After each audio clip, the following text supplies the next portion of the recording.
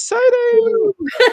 Whoa, We are welcome. live. I love it. It tells me like we are live, and we've got live here, and live there, and we're all about live. Fantastic. Hey, thanks for joining, everyone. Let me I don't want to get any feedback from sound on my other screen here. Boom. All right, great. Welcome, everyone. I can see folks joining from YouTube. Give us a shout. Hey, Steve, it's evening where you are. I forget where Steve's from.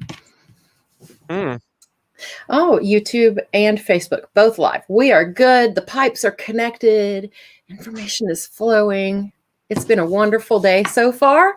So we're going to keep it going. Beth here from AutoCrit. I have Daniel with me today. We've been talking a lot lately about AutoCrit Live, but we wanted to share with you a little secret. It's not just fun and games and game shows and competitions. It actually can boost your skills as a writer. What? So, I know. I call it sneaky learning when you're having so much fun that you don't really know that you're learning, right? Like, I feel school should always be fun. So as part of AutoCrit Live, using these tools, honing your skills, but still having fun doing it. And as you all know, having been with us at AutoCrit for a while, we're all about having fun. So, so some sneaky learning, but I'm going to let Daniel share with us 7 specific ways that it's not just fun, it's sneaky learning, and it can really boost your writing. So I'm going to hand it over to Daniel. Ninja learning. That's exactly right. Ninja learning. I know. I needed my ninja outfit, or maybe I should have come in with my trench coat and my derby and gone like black and white film noir. Sneaky learning. Yes. There you go. But yes, AutoCrit Live can in fact boost your writing. And before we talk about that, let's talk a little bit about AutoCrit Live and where it came from. So AutoCrit Live was an outgrowth. Well, it was a organic growth, I'll put it that way. Outgrowth sounds maybe a little negative. From our learning courses. Yes, it was a little bit like a weed though, but that kind of weed that you like to look at. But so we had our courses, and our students would have such a great time with our courses. They would enjoy all the interaction and the live lectures and the learning, and then we would get to the end and they would be like, "Where are you going? Bye." And we were like, forever. We want you here forever. And we were realizing that what a lot of people were looking for were community opportunities. Yeah, I love dandelions. And opportunities for learning throughout the year, according to their schedule, just, little tidbits to get them through their day. And that really is what a lot of AutoCrit Live is about, right? AutoCrit Live is giving you that those little boosts, those little extra bit of confidence, those little key learnings that are going to get you through the day, make your writing better, and get you connected. We all know writing can be a bit lonely at times. Either you're just having to sit there with a keyboard and you're having to imagine an audience that you don't know is going to exist or not, or you might have your work and you don't really know how to talk about it because maybe there's not a lot of people in your immediate family who are writer nerds like us, or people in your social circle that know why adverbs are a bad idea and things like that, or will enjoy your nitpicking of plot holes you saw in your latest movie. All those sort of fun conversations we like to have. And so what AutoCrit Live is opportunity to get those learnings and then also get the community. But today I want to share with you 7 ways that AutoCrit Live can boost your writing. And the first one is it can help you diagnose problems. Yes. So we often will have our work and we can look at it and we can kind of study it and we can tell that something's a little off. Maybe it's not clicking, or maybe we can even read that in writing from others. It just isn't resonating with us. But maybe we can't quite put our finger on a why.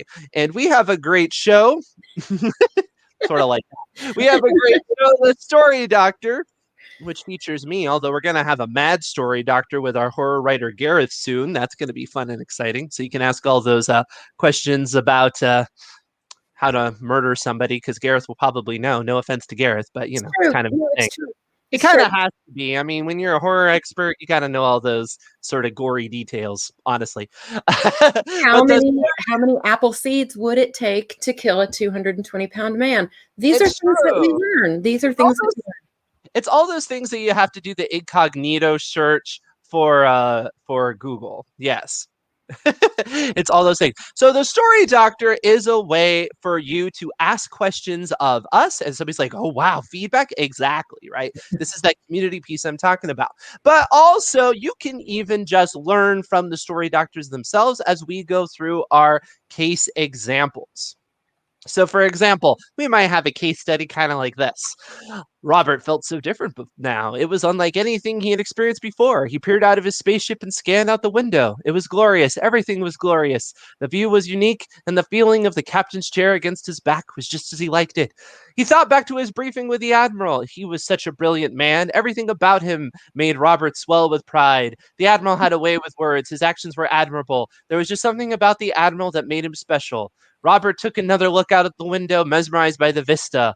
What a wonderful world. Whoa. I know, right? And immediately we can tell there are lots of things wrong with this, right? That's why I talk about these patients. Um, but one thing that maybe you didn't notice, because one thing I'm sure you noticed was this is a lot of telling and not showing, right? It's just explicitly stating things, it's not really giving examples. But beyond that, I really don't even understand anything because I don't know what Robert is looking at. I don't really even know why Robert likes the Admiral. I mean, he says he had a way with words, but that could be almost anything. It's not very clear.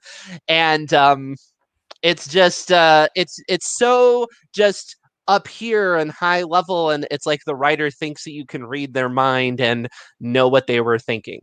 So it's these sort of situations that we like to point out in the story doctor. And I can give another example from our archives here of one of our episodes.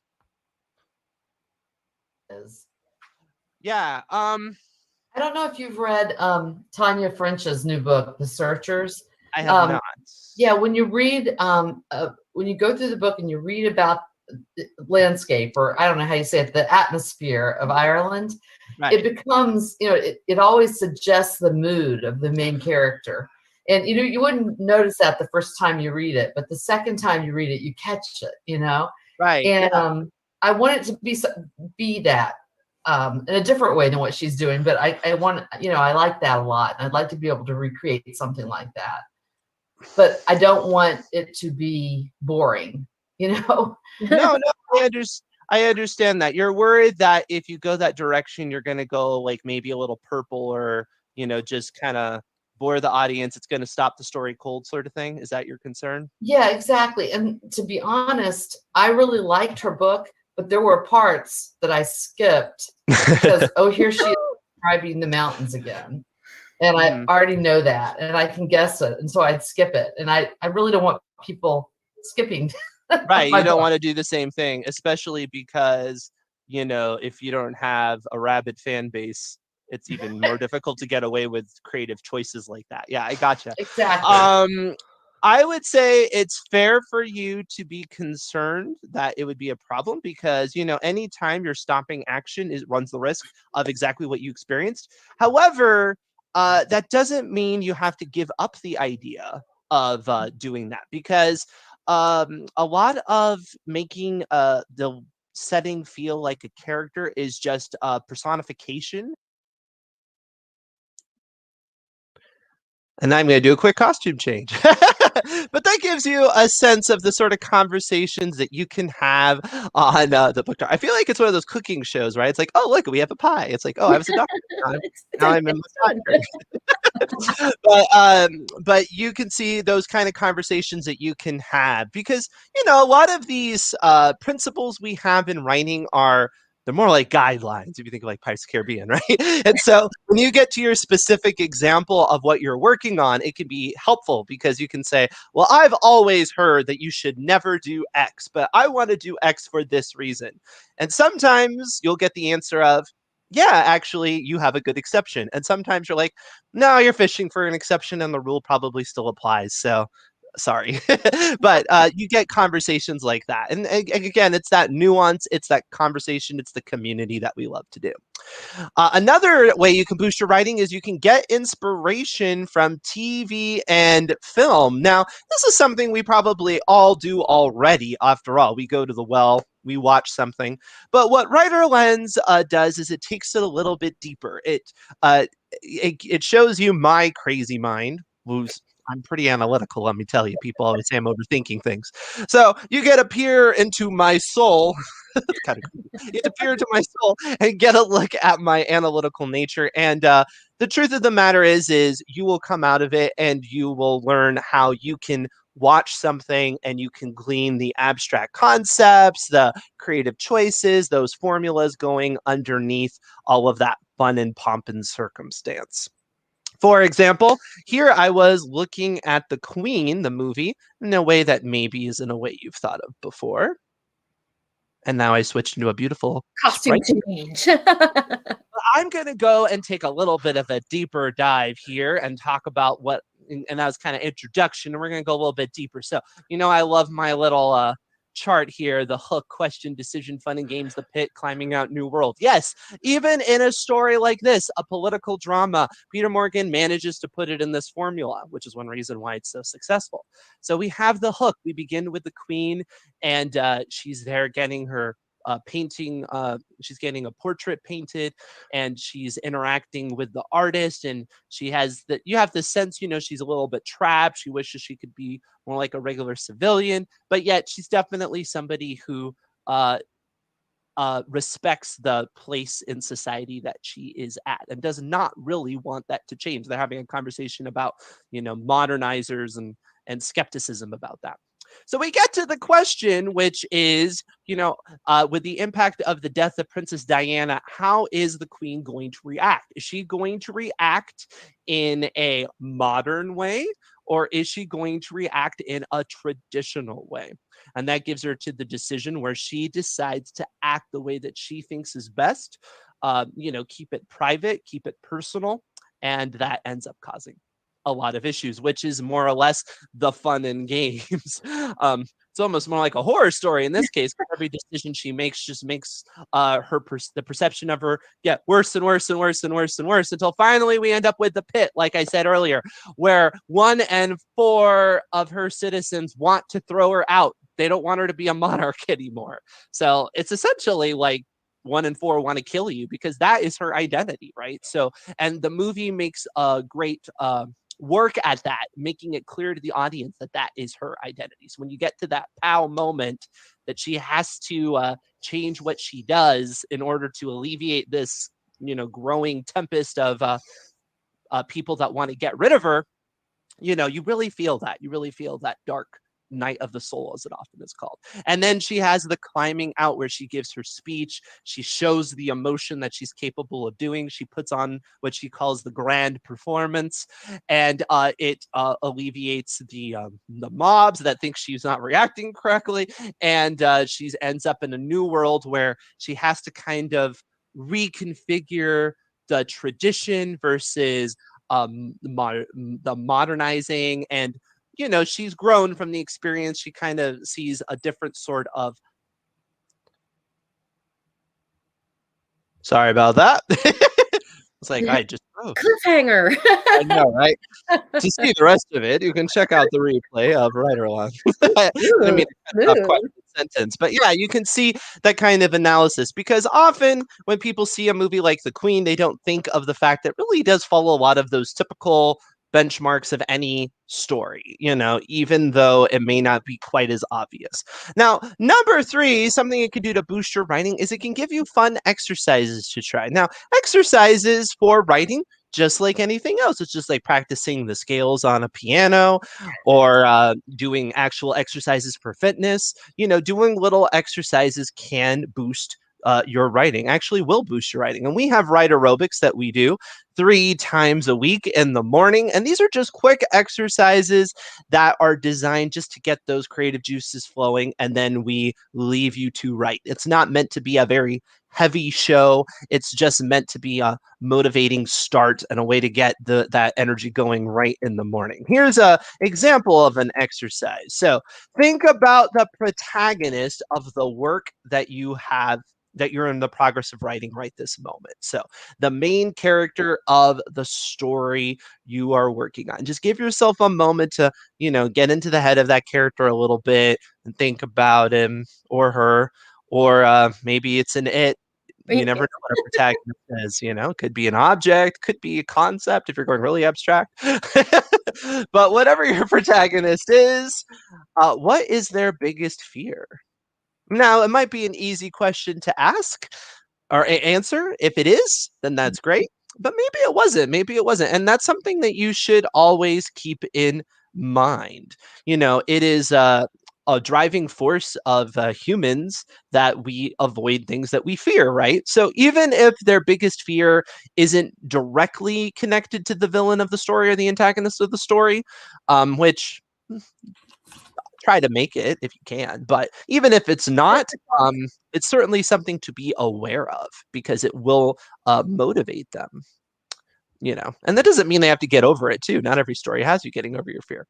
And on that note, we have brainstorming techniques that you can learn through our AutoCrit live shows. I mean, we end up getting into patterns and ruts, and we can have writer's block, or we can just kind of do the same thing over again. Brainstorming techniques can really jostle our head, get us thinking about different things, get us thinking more imaginative. And so we have games like the Brainstormer designed to do just that. And not only does the Brainstormer give you some fun writing prompts that maybe would make you think about things in a completely different way, but the Brainstormer even demonstrates brainstorming techniques in of itself. Again, that sneaky learning. Sneaky learning. You never know when you might learn something with me. I'm just saying. So, for example, let's do a little quick brainstorming right here. Think of a famous story and don't tell me what it is. I'm thinking of the Queen since we just talked about that one. So let me pick a different one. It could have been the Queen. I mean, that's okay. Not very imaginative, though, Beth. You're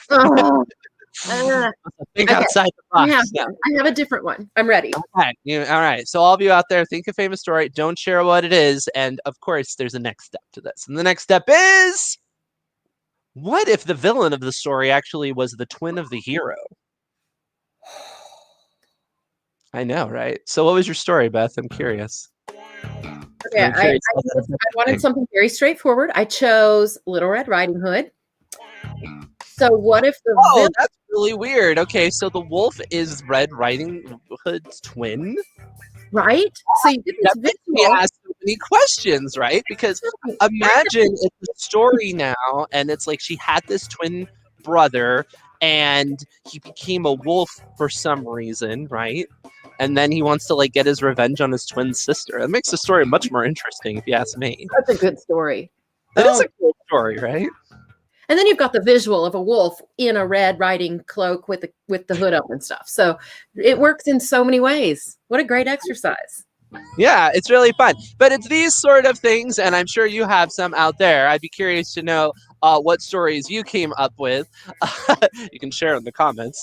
Yes. But these sort of exercises are always fun to do because sometimes it will get you to a story hook like that, and maybe you wouldn't do something as on the nose as Little Red Riding Hood has a wolf twin, But you might think of a story where a character does have a twin that goes through some sort of transformation. Yeah, somebody says they become a killer known as the wolf. You don't necessarily have to take it It doesn't have to exactly. be like a physical animal. Oh my Yeah, God. right. Yes. And that's kind of cool. And they're told not to go to the place, and then this person ends up killing their grandmother and then pretending to be them. It's almost like Psycho, like Psychological thriller territory, or 100%. like what is it?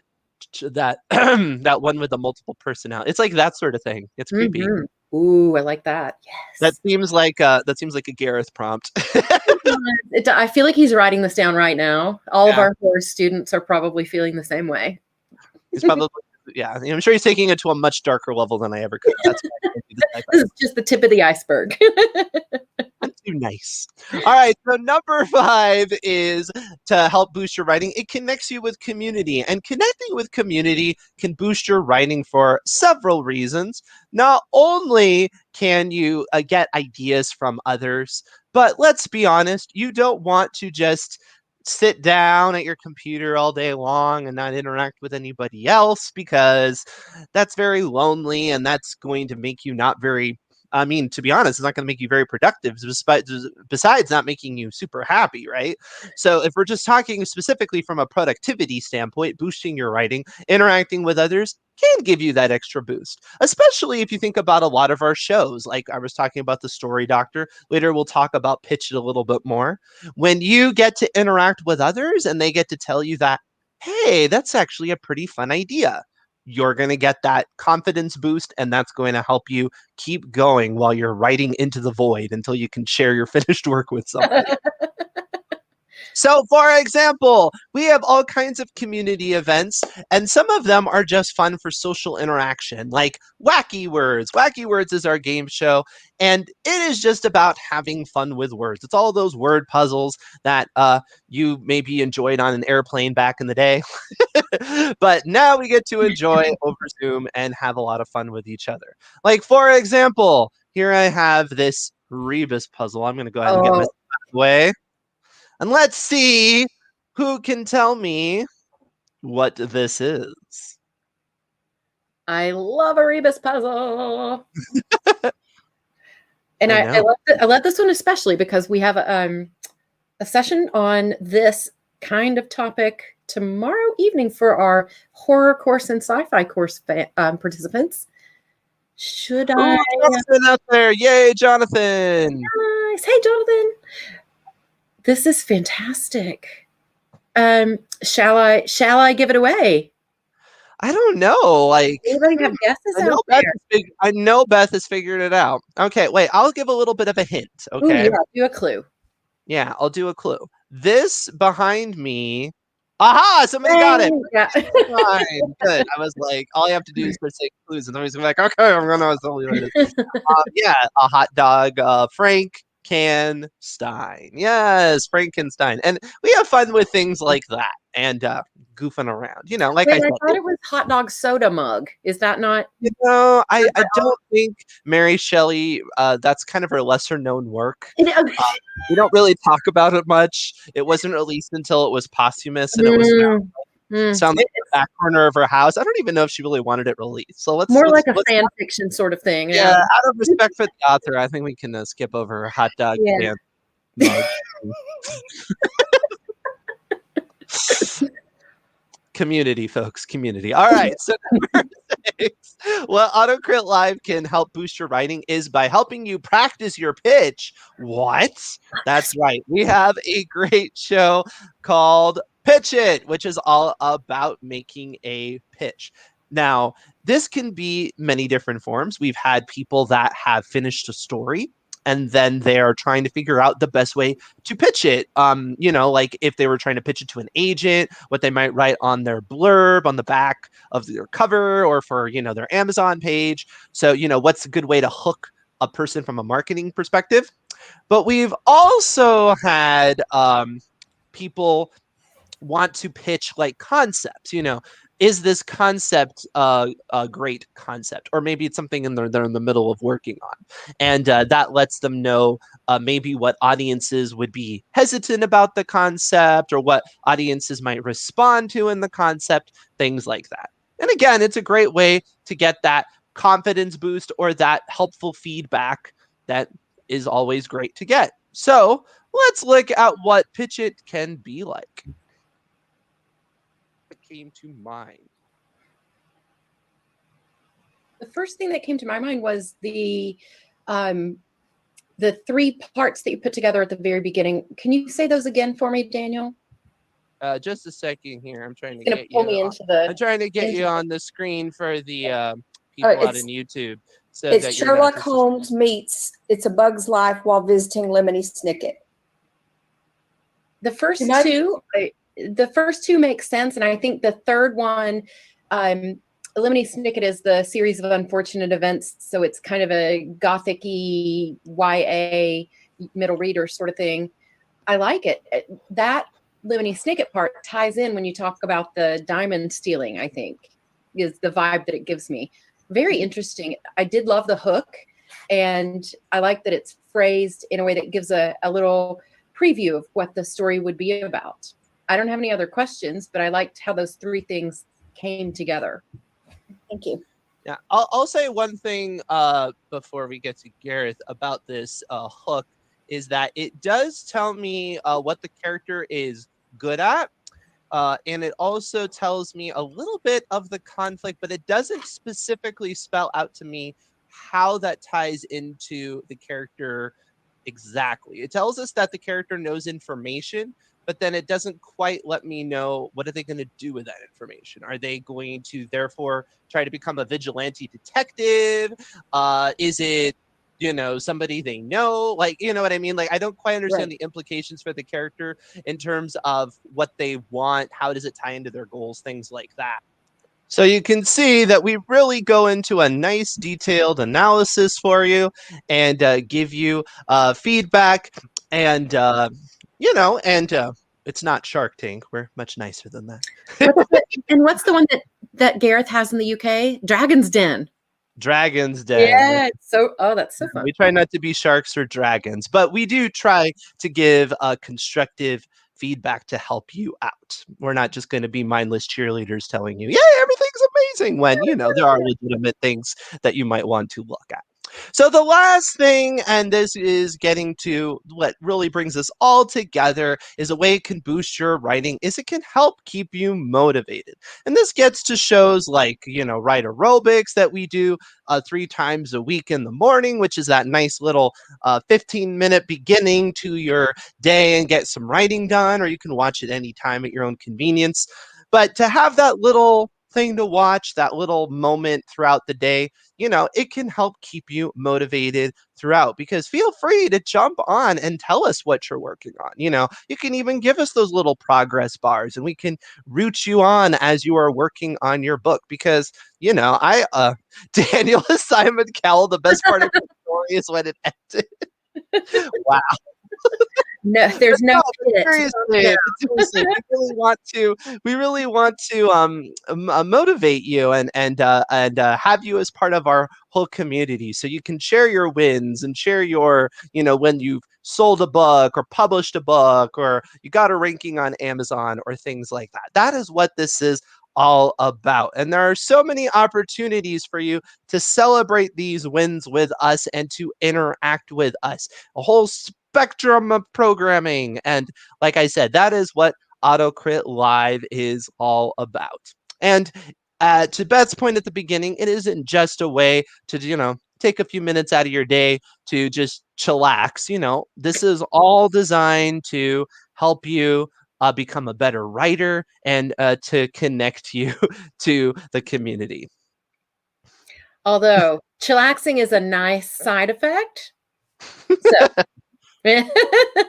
Mindful chillaxing, if that's a thing. Mindful chillaxing. Yes, absolutely. AutoCrit and chill. Is that what you're saying? Is that a new thing? Not going to be a thing. No. So wonderful. We have revealed the secrets of how AutoCrit Live can actually boost your writing and you have fun doing it. So sneaky learning, ninja learning, accidental learning, but it's really all about that connection, that feedback, that inspiration, accountability. Oh, and mostly hanging out with us, right? Yep, that's right. That's how it is. Absolutely, absolutely. So we have several shows coming up. We have shows scheduled all the way out through the end of March and more to come. So visit us at autocrit.com/live. See what's coming up. You can actually add those to your calendar. And oh, good question from Hope. Should we try pitch it before we're done with our manuscript, with our writing? My view, absolutely yes. Mhm. Go for it. You Yeah. never know what kind of nuggets you might find. We have some great panelists to give feedback, and the other people in Pitch It have great feedback too. I think part of bringing the community together is part of that mind brainstorming, bouncing ideas off of one another and really amping up that creativity. You saw it earlier, even in today's show. Think about a story and think about how it could change. And then I saw 4 more amazing ideas pop up in the comments immediately. So coming together to share those ideas and get feedback and other creative angles, absolutely great idea. Somebody said they think people might be motivated to participate, but might be afraid of revealing their story ideas.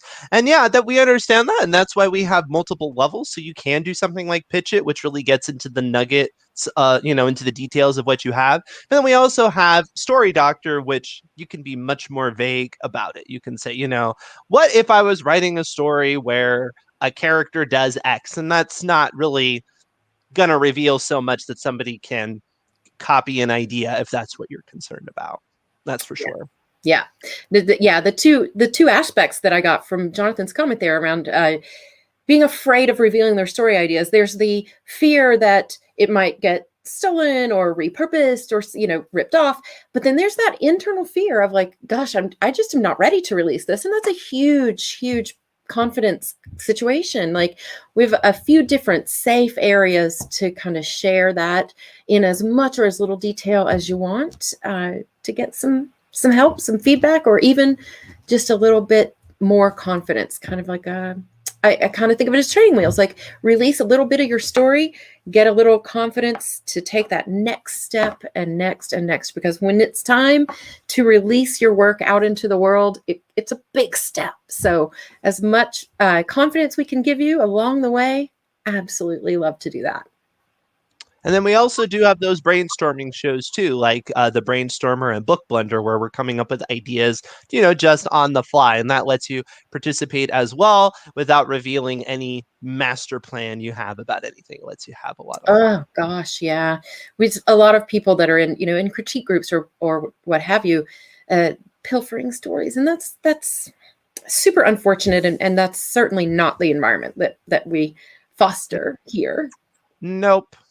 We don't want anything like that around here. Wonderful. So that no, I understand. And any suggestions on how to do it without oversharing? That's an interesting thing. I hear different thoughts on sharing ideas.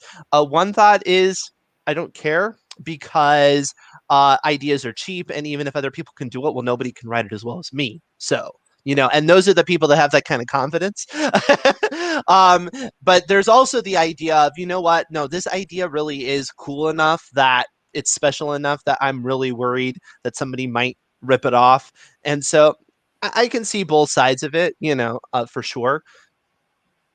Yeah. And sometimes we can fill in some gaps ourselves in our heads and give you some feedback, or maybe even give a specific example that's not the exact example to kind of protect a little bit of that creativity. So if there's like a big twist in your story and you're not ready to give that away in a live forum, we'll just we'll give it a generic twist, a specific generic twist, and give you some feedback on, maybe it's pacing, maybe it's showing versus telling.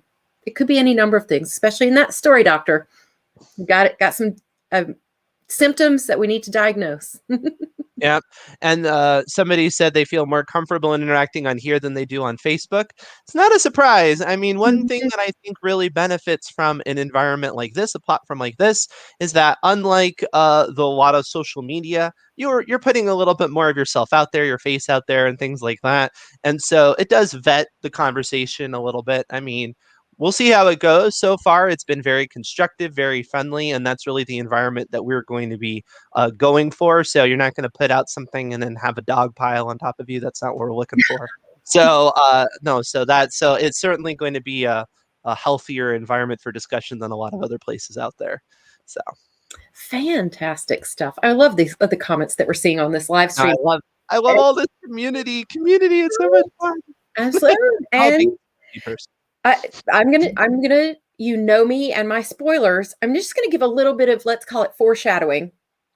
Look for more and better ways to engage with AutoCrit members coming soon to a computer and a phone near you. Wink, I'm winking, can you see? So, little spoiler. Awesome.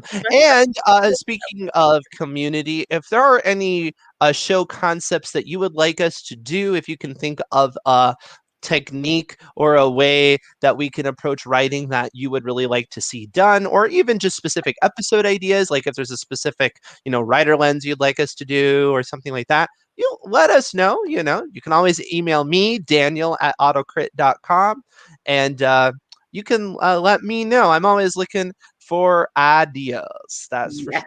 More engagements. Yes. More. I feel like Johnny Five and Fruit Circuit. It's like more community, more community. All of the engagements. Yeah. All of them. Yes. Yeah. So you want to be that friendly assistant that's always at your beck and call. You're sitting there writing on your desk. You can just hit that little button and you're like, oh, it's my AutoCrit friends. I immediately I think of, remember in Microsoft, the Clippy, the paper clip? Yeah, right. Yeah. But not Auto's like your little Clippy. like Auto. And we can be that friendly little fairy that sits on your shoulder. It's like, nope. Don't use those adverbs. What are you doing? That's the best thing. As a part of the community and as a part of this edutainment and using the AutoCrit editing platform, we secretly train ourselves into better writing habits. And I just love that. Yeah, and all of these things, the same, going back to these things, these brainstorming exercises, these are all things that once you learn them through AutoCrit Live, you can do them yourself, when the time comes as well. Wonderful. Yeah, he was really judgy. He was super judgy. Clippy. I think we should just I mean, you can put that in if you want to.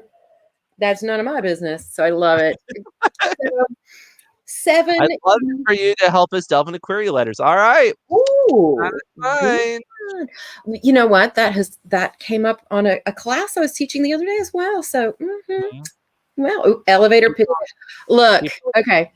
So this is the part of the show where it gets freeform, and this is where more spoilers come up. We are putting together for the next 1 or 2 from now, the Deep Dive Live, which is what you're watching now, the AutoCrit Power Hour, if you will. We are talking about blurbs, taglines, and log lines. What the heck are they? How are they different? What do people mean when they say elevator pitch? What is all that jazz? So we're going to do a deep dive live on it coming soon. It'll be on a Tuesday at 1 p.m. I don't have my schedule right here, but look for that coming soon. And then we'll kind of dig into potential ways we can really get hands-on and work on things like blurbs and cover query letters and pitches. I'm calling it log lines and taglines and blurbs. Oh my! So you're telling me, Beth, that an elevator pitch is not when like the pitcher throws the ball and it goes like up and down like an elevator and it makes a weird zigzag so the baseball player can't hit it. That's not an elevator pitch. It is. That's very classic Bugs Bunny of you. It doesn't involve throwing a 2-ton elevator across a room. Hardly ever. Hardly ever. Okay, all right. These are great examples of just That's your writing prompt, by the way. I always leave people with a writing prompt. A writing prompt: write a story where somebody throws a 2-ton elevator across a room. Yes, absolutely. So these are just a couple examples of the myths we need to clear up with our community around what's a log line and a tagline and a blurb and a thing. Oh my goodness. So yes, I love that. Right. Look for that coming soon. All right, sounds great. Well, I've had so much fun chatting with you, chatting with the community, explaining all of these great ways that it can boost their writing. And I'm looking forward to seeing all of you in these shows and interacting with us and contributing and us all growing together as writers. It'll be so much fun. So much fun. We will see you again soon on, oh, look, good one. One more comment that just came in under the wire. Would love a class on sci-fi short stories. Easy to talk about because of the length. I mean, we have the sci-fi course, but you're right. It's so novel focused. Stories in general. That's a good thing. We'll think about that. Stories in general. Absolutely. It's just so different. Great suggestion. So keep them coming. No, you're totally fine. You're totally fine, John. Keep them coming. We love these suggestions and comments. If you're watching the replay, do still feel free to drop a comment. We will see those. If you just leave a comment on our video here, let us know your thoughts and feedback. Would love that. Joe, it's too easy. It's too easy. The spoilers. I'd love one on writing mysteries. That's an interesting idea, Beth, isn't it? Okay. Moving on. I'm going to say, stay tuned for more information. Maybe you're just writing a mystery about writing mystery. I don't know. Whoa. Mystery. A great episode of Writer Lots from last week. Always going to put that plug in. Always ready for the plug-in. Absolutely. Inception there. Just plant seed. All right. Thank you, everybody. I hope you have had a ton of fun with us today. We look forward to seeing you on more AutoCrit Live activities. And stay tuned for new exciting announcements coming from AutoCrit. See you again soon. Bye, everybody. Bye.